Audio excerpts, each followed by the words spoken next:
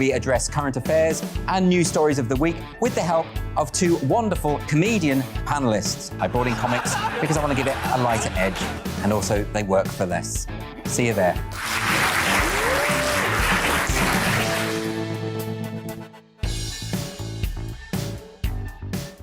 Join my show Farage, 7 p.m. till 8 p.m. Monday through Thursday, and there you will get opinion, analysis, debate, and I'll cover stories that nobody else dares to touch. And then for the last 15 minutes, talking pints. We're over a drink. We have a civilized conversation with someone. We very often disagree, but we do it in a grown-up way. Come and join me on Farage.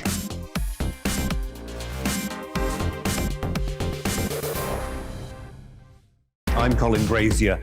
I've reported from more than 70 countries around the world, covered wars from Afghanistan to Iraq, from Lebanon to the Balkans. I'm trying to bring that experience, that feel for events, to the studio. And something else. I'm ready to give an opinion. Today's stories with a spark. Brazier from 8 p.m. weekdays on GB News.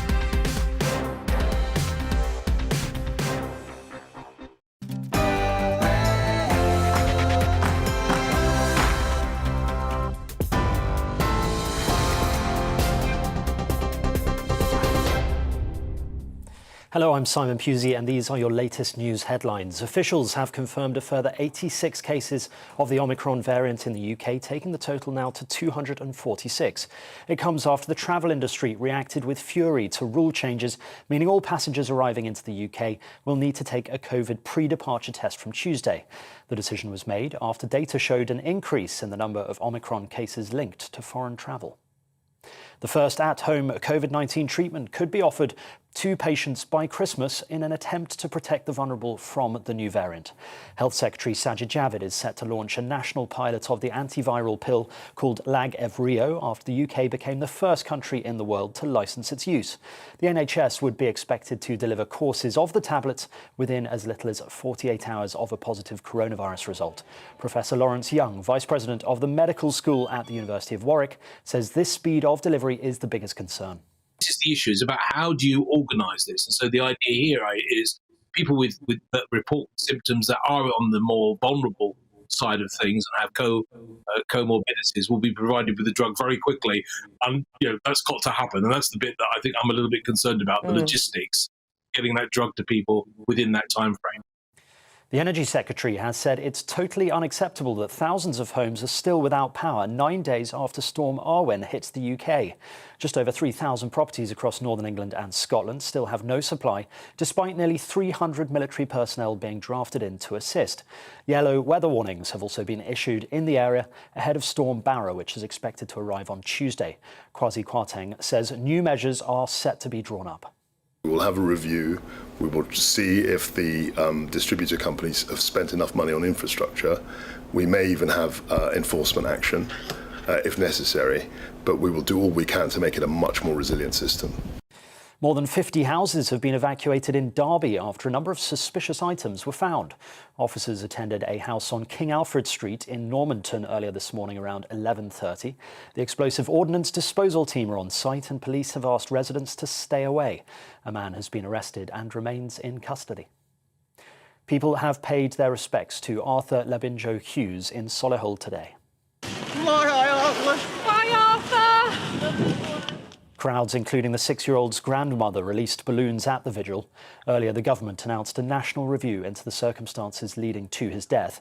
Arthur's stepmother, Emma Tustin, was jailed for life after being found guilty of his murder, while his father, Thomas Hughes, received 21 years for manslaughter. The Attorney General's office says the length of the sentences is to be reviewed. At least 14 people have died and 56 others are injured after Mount Semeru erupted yesterday in Indonesia. At least 1,300 people have been evacuated after several villages were blanketed with falling ash, mud and debris. Indonesia's weather agency says the expected rain could complicate evacuations further. The country's National Disaster Agency says rescuers are still searching for those reported missing. Well, that's it from me. I'll be back with the latest news in an hour's time.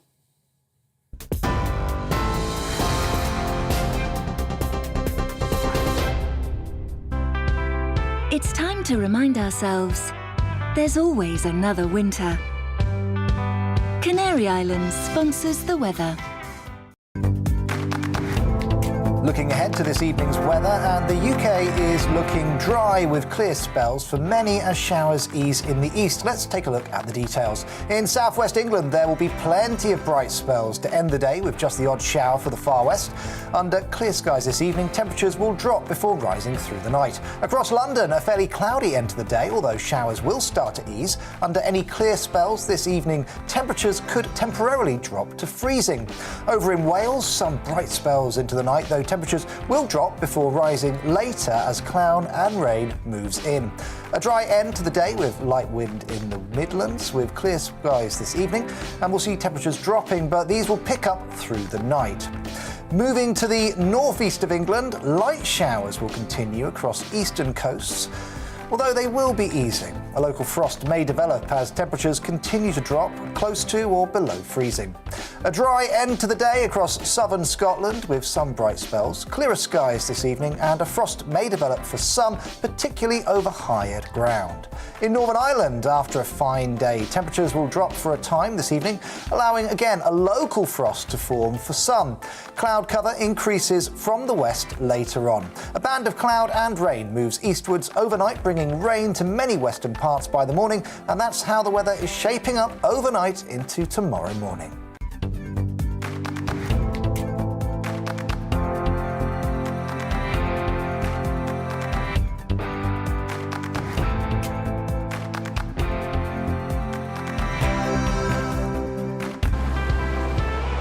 Canary Islands sponsors the weather. My name's Tom Harwood, and every weekday we bring you The Briefing at 9 a.m. The stories, opinions, debate and analysis that you need to hear. You're quite right, Tom, of course. Was this something that had been considered at all? Difficult to answer. Gas-guzzling helicopters circling. Noise is being made here. Joe Biden walking out. Thank you very much for joining us. Thank you. Don't forget The Briefing, 9 a.m. Monday to Friday here on GB News.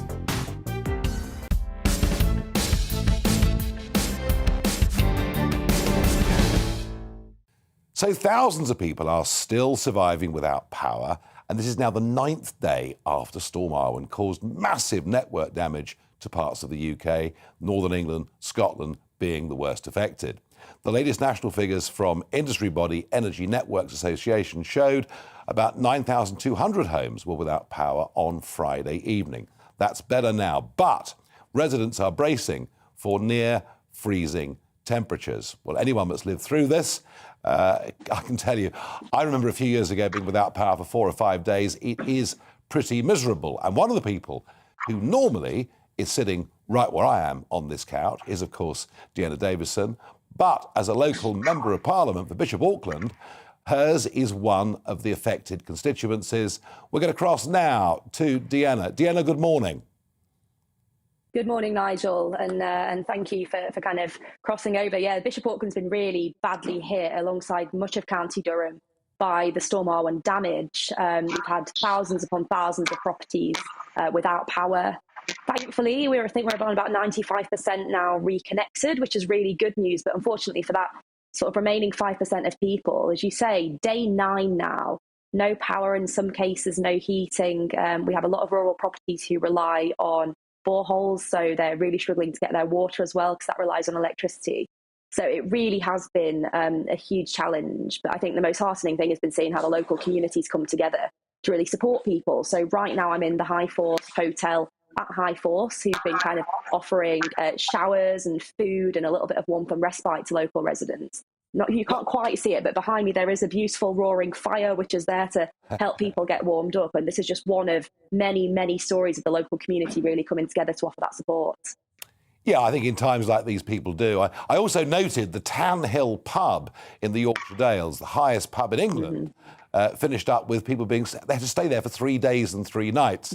So they probably had a slightly more fun time than many single elderly people in your constituency. They're on their own, a little bit frightened. Do we, Deanna, I mean, we understand that these storms come along from time to time, power lines go down, we get that.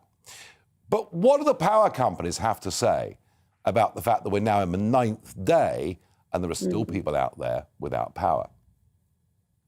Well, Northern Power Grid, I mean, I'll start with a compliment and praise the engineers who really are working against the clock and against the elements to get these repairs done. But Northern Power Grid themselves have actually apologised for the kind of poor communications to customers. I think the length of time these repairs are taking shows just how bad the damage was. Guys from Northern Power Grid have said it's like nothing they've ever seen in living memory in terms of the damage caused, which I think really opens up a wider kind of debate about how much resilience we need in our power networks and whether we need to be doing a lot more to improve that infrastructure as we move forward. But again, it comes down to that point about communication, because if you know that your power is going to be off for, say, 5 days, and you know it's going to be a vaguely definite 5 days, then you can plan, you can go and stay with relatives or check into a hotel or kind of really make those plans. But the problem is there have been, people who've been told their power would be back on by 10 o'clock that evening. By the next morning, it's still not on. And 3-4 days later, they're still without. So it's making it so difficult for people to make those plans. And I think a lot of that, unfortunately, does come down to Northern Power Grids, just through that communication point. Certainly in the early stages, we struggled to get the information about which communities were the hardest hit, because we had volunteers coming to us from all over the constituency offering their support. But without that information, it was hard for us to know exactly where to send it, where that resource could be best used. And I know Durham County Council have had similar difficulties as well, alongside the local resilience forum, really trying to get that information. Thankfully, now we have it, so we can allocate those resources and put the support in place where it's needed. But in my view, it's taken much too long, and there do have to be some very serious questions asked once everyone's back on power to make sure that this never happens again. But it is being addressed, and the numbers are going down every day, yeah? Absolutely, which is really reassuring. I got emails overnight from people who said their power had come back on at sort of 9:45 last night, which is really good news. But, we've been out delivering all sorts of help to people, from emergency generators to hot food and meals. We were out delivering sort of gas stoves and gas heaters to people. It shouldn't be like this in the 21st century at all. So we need to make sure that, one, we have a really resilient network, and two, that the power companies are properly equipped so that if any of these sort of disasters do happen, they can step straight in, get the support to the most vulnerable, get the support to the people who really need it. Because, as we say, 9 days without power, and some communities potentially facing further power cuts right up until Wednesday. Did you imagine when you stood for Parliament you'd finish up doing things like this? Sort of. I mean, I didn't think that this particular scenario would be on the agenda, but as a member of Parliament, this is what you do. You're there as a representative for your local community, but also as a sort of leader for your local community as well, which means when these things happen, when crises hit, it's your job to step in, pull people together and try and help. We did it right throughout the COVID pandemic, where my team and I set up a group of volunteers to draw together resources, allocate them to people who needed it, be it shopping deliveries, prescription deliveries, whatever. The storm's hit, and we've taken exactly the same approach, trying to pull people together, trying to get the right information. It's kind of part of the job, really, and it's public service. You go into politics because you go into public service. You do it because you care about your community, you care about your country. So of course, at times like this, you step up. I think any decent MP would and does. No, I agree with you, Deanna, and I just think it's a point worth making to those sitting at home, that it's very easy to condemn everybody who is an MP, but actually the vast majority of MPs in a situation like this do the right thing, and we'll cross our fingers for all those people in your constituency and across the north of England and in Scotland that they get the power put back on very, very soon. Now, I guess the biggest story that's dominating the news today, and has been now for several days, and is getting some people pretty angry, is what possible restrictions may there be over the new Omicron variant. Boris will apparently decide if Christmas is to be cancelled on December the 18th. Now, I have to say, looking at this, Chris Whitty, who very often has been deeply pessimistic over the last 20 months, well, he's actually been saying, look, I'm not that worried about it. Clive Dix, former czar of the Vaccine Task Force, has described the reaction to Omicron as a storm in a teacup. And it seems what the experts, I know we should be cautious sometimes of experts, but what the experts are saying is that whilst it's highly contagious, perhaps more contagious than Delta, actually the symptoms and the effects are far less. Now, one would like to think, as this virus mutates, that we're coming towards the end game. But in Ireland, overnight we hear that nightclubs are closing and across the rest of the European Union, some extraordinary things happening with the vaccines, which we'll come back to later in this programme. I have to say, it does seem to me that our government's approach now puts us on something of a par with Sweden last year, or perhaps Florida in the USA, where I was earlier this week. We are definitely, in terms of restrictions, using much of a lighter touch than most of our neighbours, which I think is to be welcome. Paul Embry, he couldn't possibly cancel Christmas again, could he?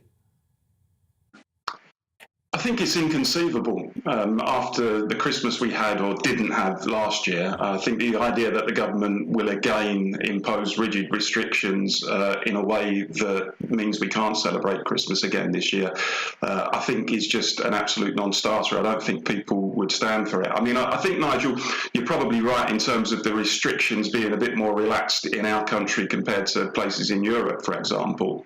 Because I think with the COVID situation, we have been, almost falling into a culture of what some people have called safetyism, where we just implement the most robust restrictions in response to a threat that hasn't quite yet materialised and which, doesn't yet appear in terms of the Omicron variant to be that serious.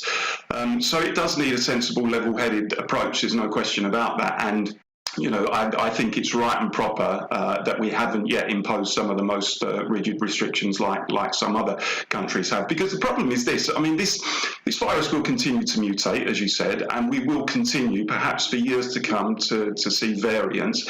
And if every time we were to impose mass lockdowns, if we were to impose the most rigid restrictions, compulsory vaccinations, etc., every time there was a new variant, then frankly that would be a never-ending scenario, and it's just a non-starter. So I would much prefer us that we did take an approach like Sweden, which I think has handled it more rationally, and I think will serve Sweden in the long run. I think that's what they are doing, and at least I hope that's what they're doing. But Paul, you are quite wrong about one thing you've just said there. Quite wrong. You talked about the fact that last year's Christmas was cancelled and that Christmas parties were cancelled. Well, they weren't cancelled in Downing Street, were they? Well, this is the thing. I mean, normally I wouldn't be particularly fussed about this kind of story. It's not the sort of thing I would want to particularly get worked up about, but I think the problem for the government is this. When you take such a hysterical line, as I think our government has done at times during this COVID crisis, and when you effectively say, look, if you meet Granny, you're going to kill her, and we're not going to allow you to snog people under the mistletoe, and we're not going to allow you to visit your loved ones when they're on their bed because you're going to destroy the NHS and you're going to kill people, then frankly you've got to be whiter than white.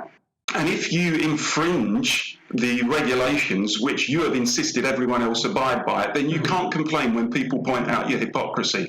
So actually, I think the government probably does have questions to answer on this story, and they can't complain that people are raising it. No, it doesn't. It sounds like there's a dog barking in the room there, Paul. Maybe it's just the line. Arlene, good morning to you.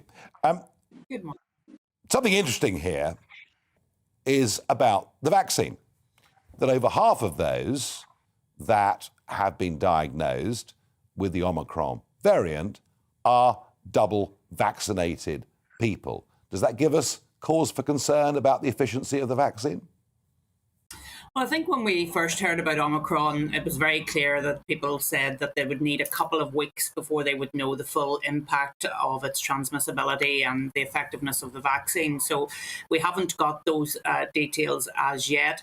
But I think just to be positive, because it's a month for being positive, we're in the season of hope, I think it's very important today to also say how good it is that this antiviral pill, which has been allowed to go ahead by the MHRA, the people who decide whether a drug can go through the country has been allowed. So that means that if someone does take COVID, that they can very quickly get this pill. It's an antiviral pill, Nigel, and that then can help them stay out of hospital. I think that's something that we should celebrate this morning. I understand from listening to some experts this morning that that has to be given to the patient quite quickly after they get COVID. And then if they take that, it helps them to stay out of hospital. I think that's really good news. But I also have to say that in terms of the government response, I think government are now saying, look, personal responsibility is very important here too. We all have a responsibility to look after ourselves. And I would hope to see more of an emphasis on personal responsibility. We all should protect ourselves from the Omicron variant or COVID or whatever else is out there, instead of having this sort of blanket approach, which frankly, when I look at what is happening in Germany and Austria, fills me with a little dread, I have to say. No, and that we're going to discuss in a few moments' time. Now, Deanna, it seems that it's one rule for the country and quite another rule for the leaders of the Conservative Party and our government. But I remember sitting, watching that speech from Boris Johnson. Christmas is cancelled and tens of millions of people's plans changed and people in tears all over the country, huge upset, and probably a year on, there are people saying, well, you know, that was our last chance, last Christmas to see so-and-so who's no longer alive and with us. And yet Downing Street just carried on as if they were beyond the rules they were setting for anybody else. And I see that Labour members of Parliament, Neil Coyle and Barry Gardner, have reported this to the Metropolitan Police, who say they are considering these complaints. It doesn't look very good, does it?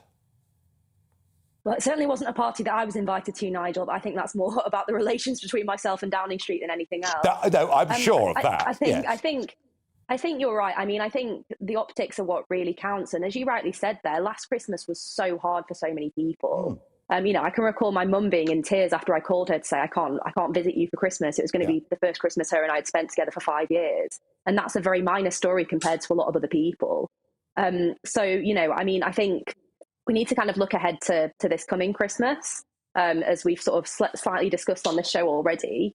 I would be very surprised if any restrictions were brought into the fore that meant that people can't spend Christmas with their families.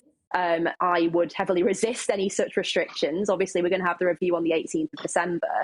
But as Arlene said, there has sort of been this shift more towards personal responsibility, you know, asking people to just be cautious and careful. Nowhere in government have we said cancel Christmas parties. There's been a thing saying if you think that it might be a risk, if you think there's going to be too many people gathering, then maybe think about it. But it's down to individuals to assess their own risk now. You know, the vast majority of our population are vaccinated.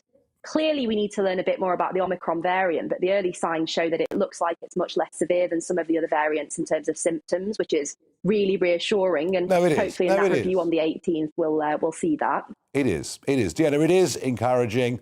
Look, I welcome the change of language from the government, the fact they're now talking about personal responsibility. What does concern me is it seems this obsession with getting vaccinated is coming at a great cost to many other people. So in a moment, we'll talk about the instruction to GPs to focus on booster jabs and to stop a lot of regular care for over 75s. We'll also have a look at the European Union, which we're no longer a part of, where Ursula von der Leyen is now considering mandatory vaccination across the entirety of the European Union.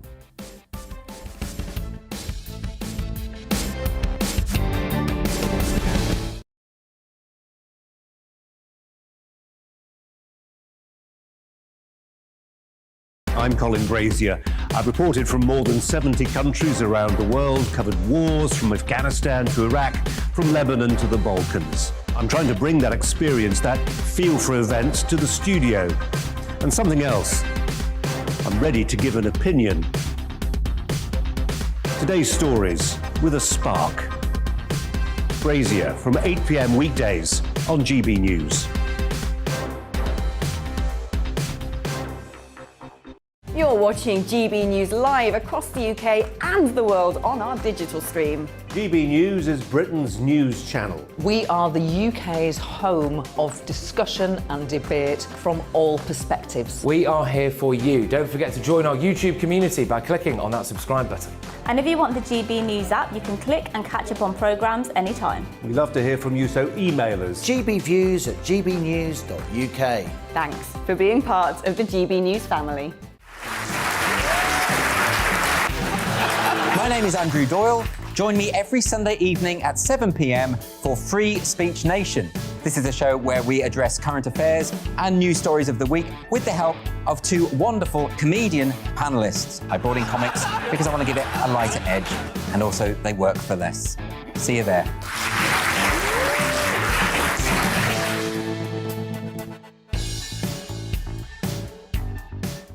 Join my show Farage, 7 p.m. till 8 p.m. Monday through Thursday, and there you will get opinion, analysis, debate, and I'll cover stories that nobody else dares to touch.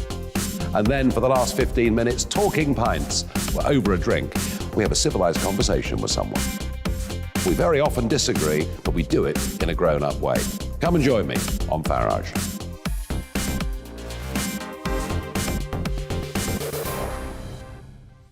I'm Colin Brazier. I've reported from more than 70 countries around the world, covered wars from Afghanistan to Iraq, from Lebanon to the Balkans. I'm trying to bring that experience, that feel for events, to the studio. And something else, I'm ready to give an opinion. Today's stories with a spark. Brazier from 8 p.m. weekdays on GB News.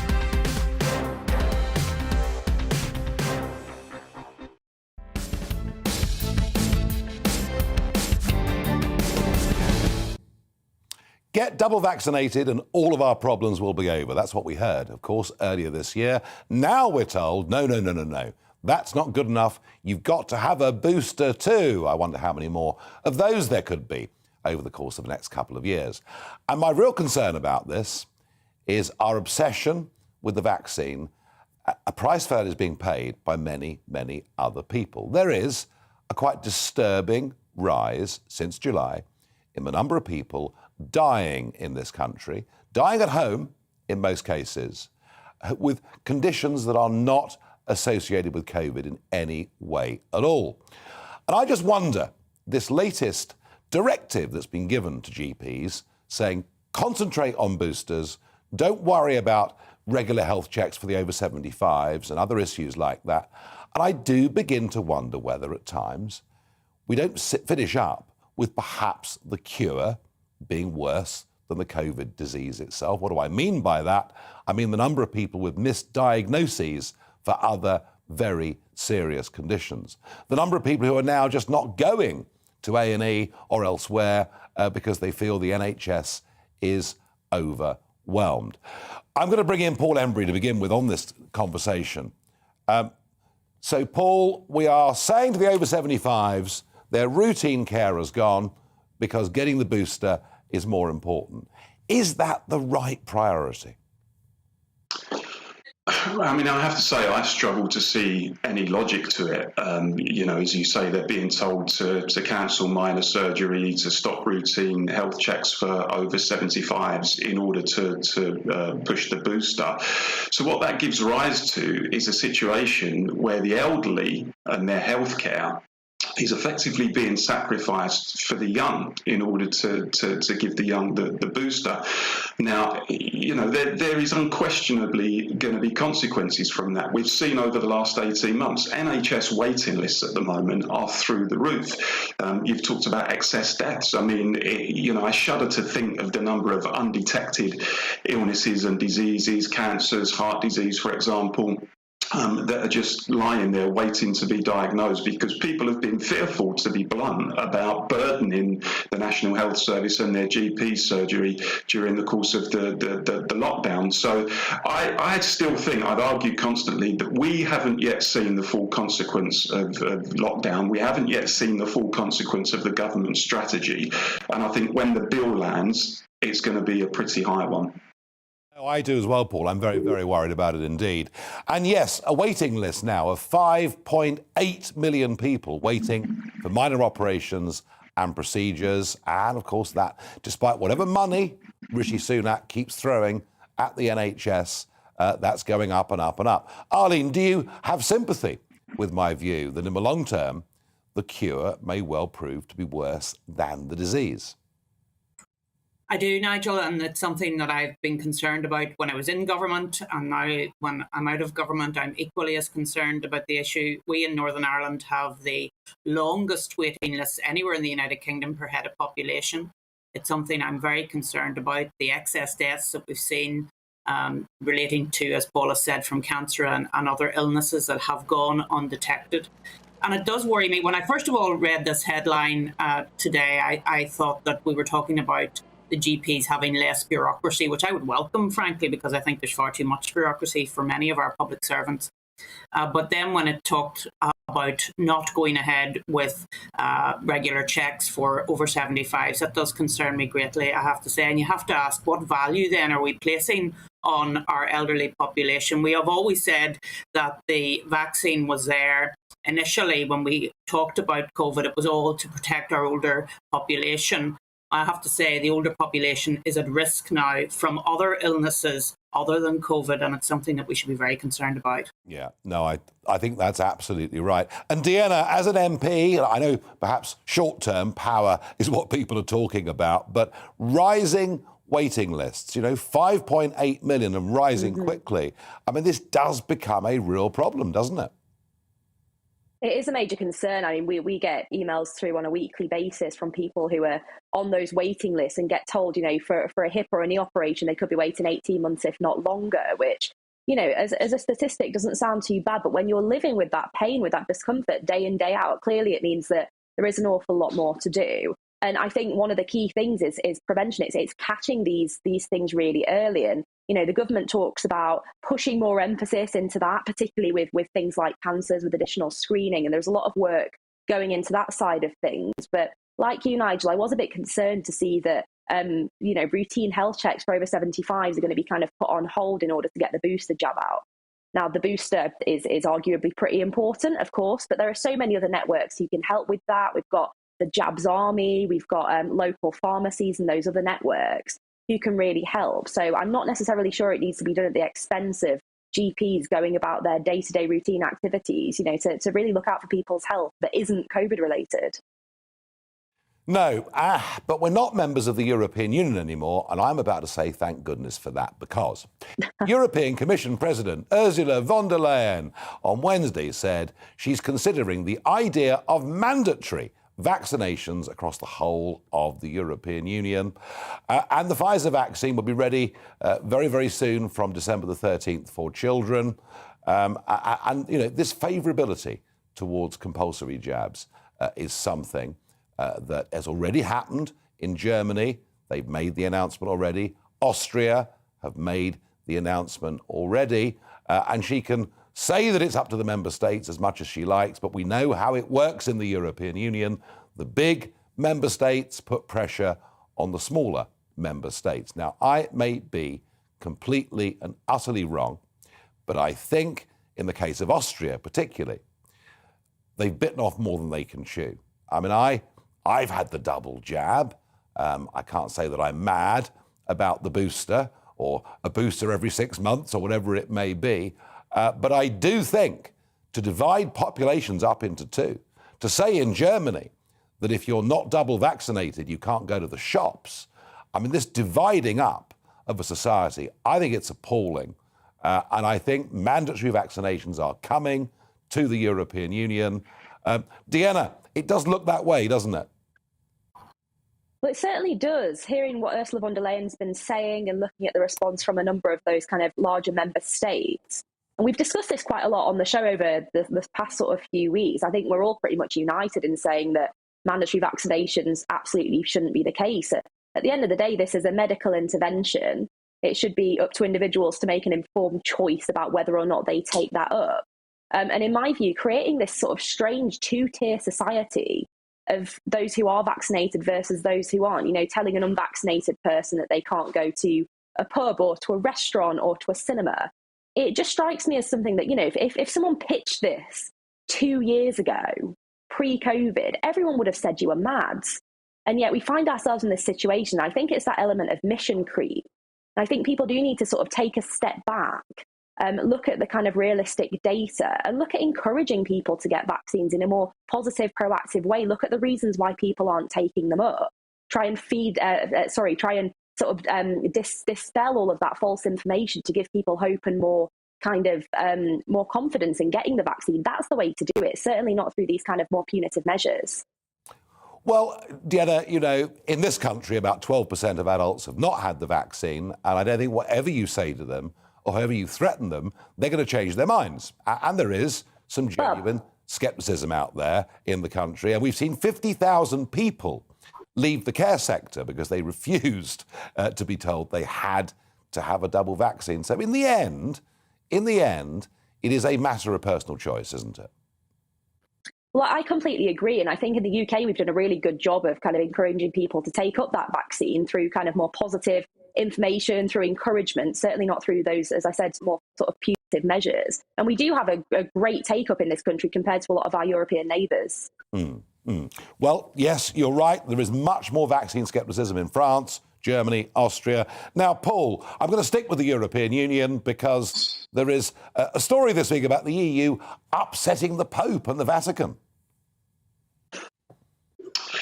Yeah, this is the European Union, which has issued guidance, which apparently has since been withdrawn, where the EU is arguing that we should no longer, in communications from the European Union, that officials should no longer use the word Christmas, because not everybody is a Christian and not everybody celebrates Christmas. And therefore it isn't as inclusive and therefore should be replaced by a term such as holiday period.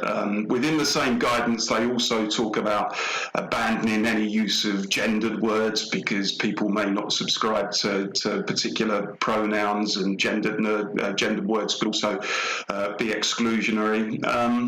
And yes, His Holiness the Pope has taken umbrage to it, not unreasonably in my view, because clearly it is complete and utter bonkers. The idea that in a continent that is broadly Christian in its character, you shouldn't describe one of the main festivals of the calendar as its actual name. Seems to me to be absolutely ludicrous. And what strikes me, really, is it seems to me that non-Christians and minorities are not themselves clamouring for this sort of nonsense. It tends to be pushed by liberal do-gooders who think they're doing it on behalf of minorities in a very kind of paternalistic way. And I just wonder if these people would, for example, say that we shouldn't use the word Ramadan or we shouldn't use the word Diwali. Of course, they would never do that. It only ever seems to be Christianity that comes in for it. So I think the EU, once again, has bitten off more than it can chew, and it's come up against a very strong opponent in His Holiness, and more power to him for taking them on.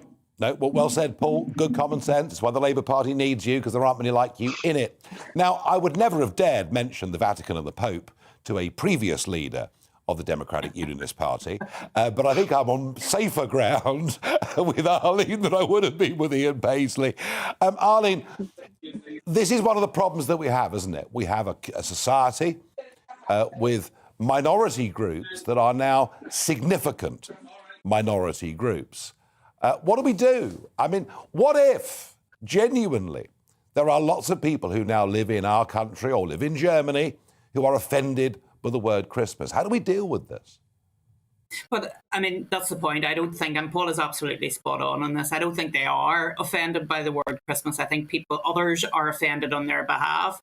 So I think the way in which we have been dealing with other non-Christian festivals, and I've noticed it very much this year, it has been really, really good. We talk about Diwali, we talk about Ramadan now, we send greetings in Chanukah, and I think that's the way to do it. We recognise that there are other faiths living in the United Kingdom, but whether people want to wish it away or not, Christianity is still the main religion in the European Union, and I think should be respected as such. We can, of course, be inclusive of other religions. That's what we should do.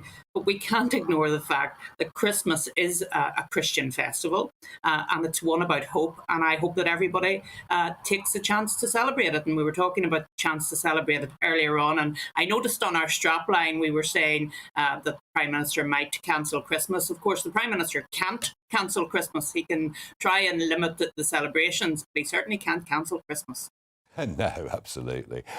Arlene, thank you. Well, all I can say to that is sometimes I do feel that our leaders are not robust enough in the defence of the Judeo-Christian culture that underpins everything that has made our countries what they are. Coming up after the break, after the tragic death of Arthur Labino Hughes, one MP calls for a review of sentences.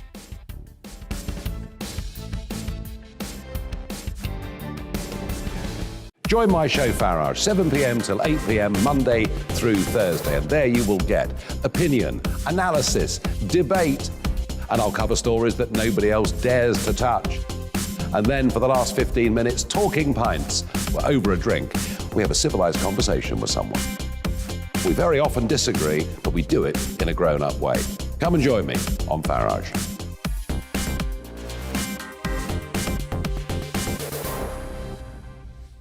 You're watching GB News live across the UK and the world on our digital stream. GB News is Britain's news channel. We are the UK's home of discussion and debate from all perspectives. We are here for you. Don't forget to join our YouTube community by clicking on that subscribe button. And if you want the GB News app, you can click and catch up on programmes anytime. We love to hear from you, so email us. gbviews@gbnews.uk. Thanks for being part of the GB News family. My name is Andrew Doyle. Join me every Sunday evening at 7 p.m. for Free Speech Nation.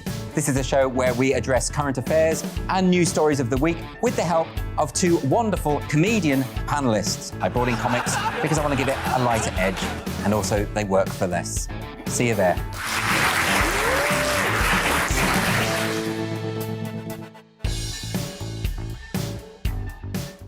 Join my show Farage, 7 p.m. till 8 p.m. Monday through Thursday, and there you will get opinion, analysis, debate, and I'll cover stories that nobody else dares to touch.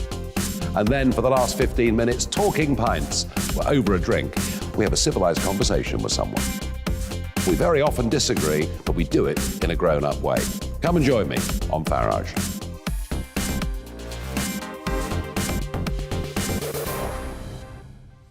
I'm Colin Brazier. I've reported from more than 70 countries around the world, covered wars from Afghanistan to Iraq, from Lebanon to the Balkans. I'm trying to bring that experience, that feel for events, to the studio.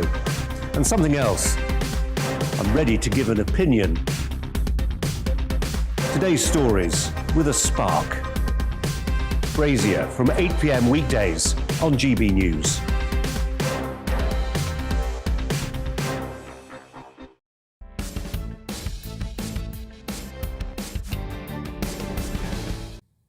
This is the Political Correction, and Arlene Foster, I'm going to throw to you on this, over the sentences that were handed down to the stepmother and father of Arthur Labino Hughes, because I know one or two local MPs have said they think they're far too lenient. Please give us your thoughts.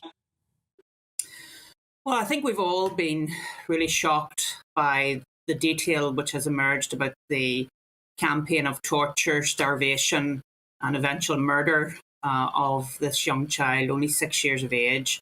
And when the details have been put out, and I have to say I do feel for the jurors who had to sit through all of this detail for 8-9 weeks, it is really, really shocking, Nigel, that someone who is charged with looking after this young boy murders him in such a dramatic way. And it wasn't just the physical abuse that this child went through, I think, that really hit me. It was the psychological abuse that he had to endure for months from his father and from his father's partner.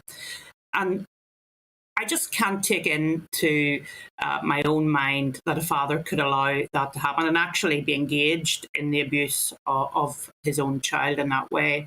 And when I heard the sentences, 29 years for Tustin, the girlfriend, and 21 for the father. I thought, well, why is the father only getting 21 years? Surely he should be getting at least as much as his girlfriend. Because, of course, he sent a text a couple of weeks before the child died saying, just end him. Now, to me, that shows intent to cause harm to this child. And therefore, I think it does need reviewed. And I hope that the Attorney General takes into account all of the aggravating factors. Because if it was left to me, Nigel, I would personally lock them up and throw away the key. But I mean, 21 years, Arlene, what does 21 years actually mean? Does it mean sort of 11 years, effectively, 12 years?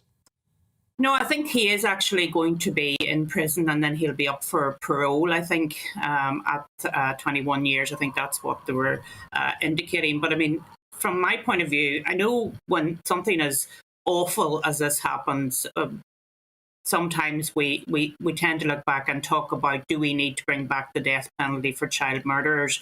You can never make good law based on one case. So I think we need to always take that into account. But certainly, I think the Attorney General needs to look at this. And rightly, the Prime Minister has indicated that he wants a review of how this happened. Lockdown did play a part, Nigel, there's no doubt about it. I remember being concerned about domestic violence being on the increase during lockdown and vulnerable partners being the subject of abuse. But children were also very much vulnerable because they weren't at school. Their teachers or classroom assistants weren't able to view them on a daily basis. The social workers couldn't get in to see them. They were doing Zoom calls. And of course, we can all put on very pleasant views during a Zoom call, but you're not seeing the reality of the home during a Zoom call. So I think lockdown obviously played a part in this not being prevented, this awful, awful death. No, I'm sure that's right, Arlene. I agree with that. And I must say, it was actually quite difficult to read an account of what had happened, let alone, as you say, those people who were there on the jury. It must have been very, very hard for them indeed. Now, today's Mail on Sunday dedicates pages and pages and pages to Prince William opening up about his mental health. Now, we get everything. Basically, what he says is that when he was engaged as a helicopter pilot working for emergency services, it was the rescue of a young boy that left him profoundly upset. And as a result of that, he's now saying that he's had mental health issues. Beyond that, he opens up a lot about childhood, about the music he likes. It's a big William opening himself up to the whole world, doing it predominantly through social media. And I just wonder what's really going on here. Part of me thinks that, to claim mental health, I mean, virtually everyone's doing it these days. I'm not saying it doesn't exist, but virtually everybody, it seems, in public life is now saying this these days. And does it really help for the future monarch to just lay himself bare in front of the entirety of the British population? Or is it actually more to do with his brother, as if there's some kind of competition for who can be the most human out there in the public space? Because the one big difference is that when Prince Harry does big podcasts or interviews, he gets paid a lot of money to do them, and Prince William did not get paid a penny piece.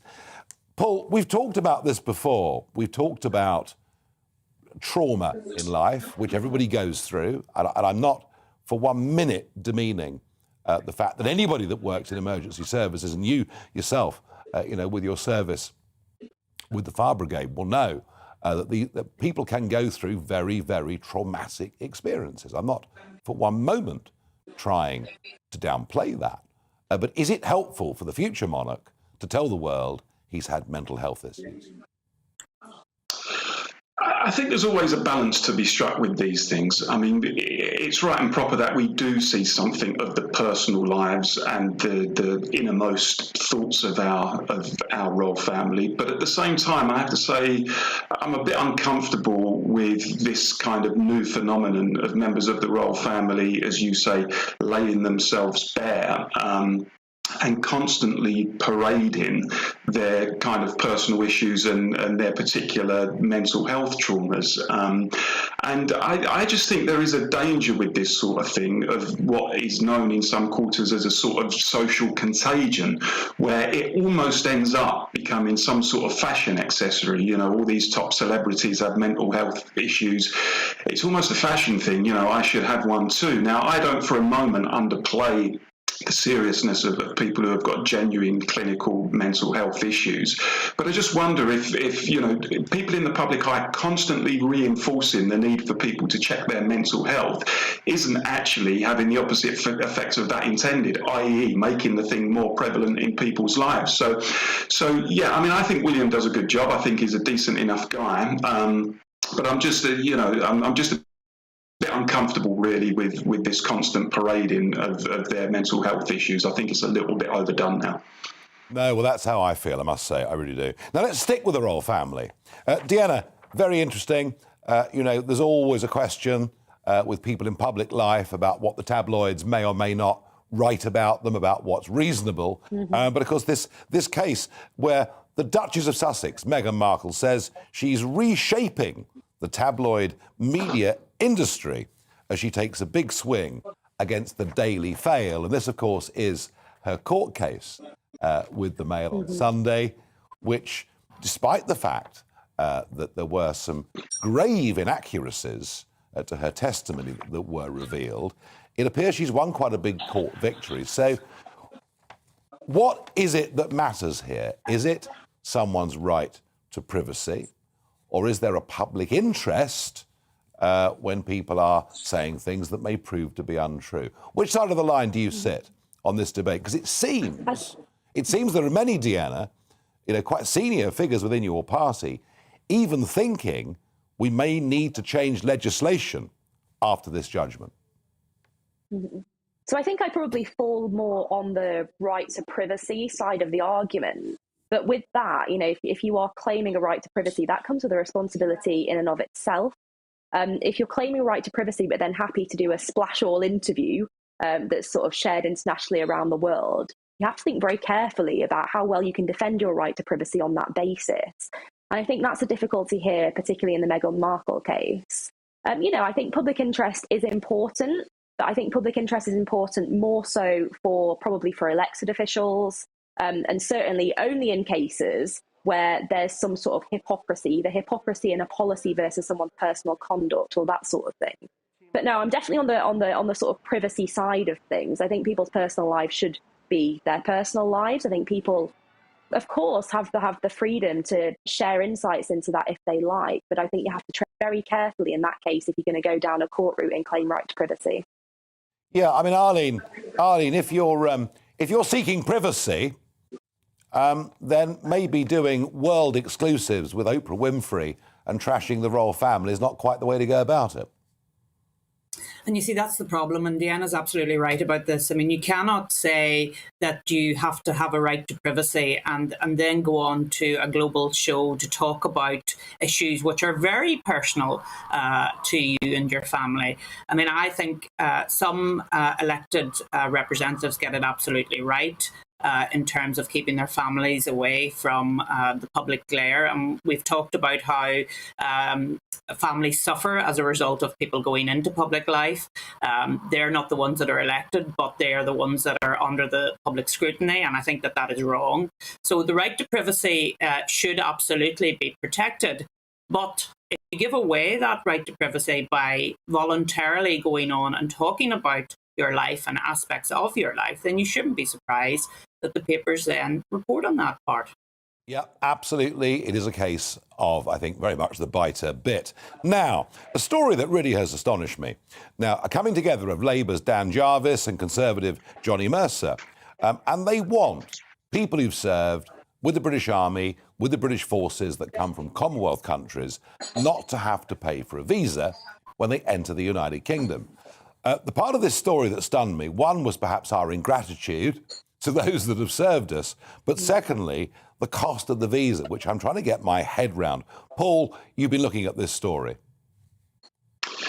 Yeah, and the cost of the visa is nearly £3,000, and I think that Dan Jarvis and Johnny Mercer are absolutely right to seek to move an amendment to the bill going through Parliament to make it clear that anybody who has served for at least 5 years in our armed forces should not be required to pay that fee. Because look, at the end of the day, I think it's a very simple argument. If you fight for a country and are willing to die for that country, then I think it's pretty obscene to say that you should be charged in order to come to that country. So, you know, you can think of the Gurkhas, you can think of others who might find themselves in this situation who have put their lives on the line and done an enormous amount for our country.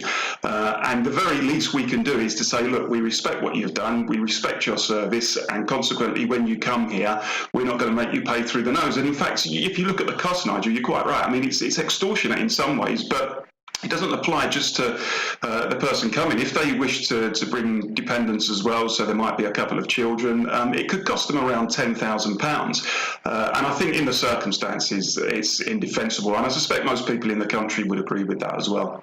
Oh, no. I mean, I think the cost of these visas, I guess, depends what country you come from. It's certainly something that I want to investigate a little bit more in full. Now, this time last week, I wasn't in the studio with the rest of the team because I was on my way to Heathrow Airport, headed for sunnier climes, in particular Florida, West Palm Beach, Mar-a-Lago, where I went to do the interview with Donald Trump. And it was an important interview for a couple of reasons. The main one being he had not done a single foreign media interview for at least 18 months. Yes, he pops up on Fox News and American networks, of course.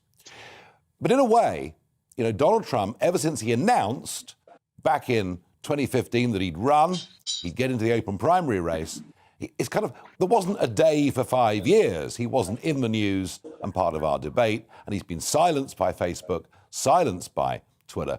And so I thought it was important that we hear from him. And I thought it was quite important for GB News that we were the first to get that interview. And I just want to ask the rest of the team what they made of the interview and what their takeouts were. Arlene. Well, first of all, congratulations on securing the interview. It's a tough life having to go to Florida and to Mar-a-Lago.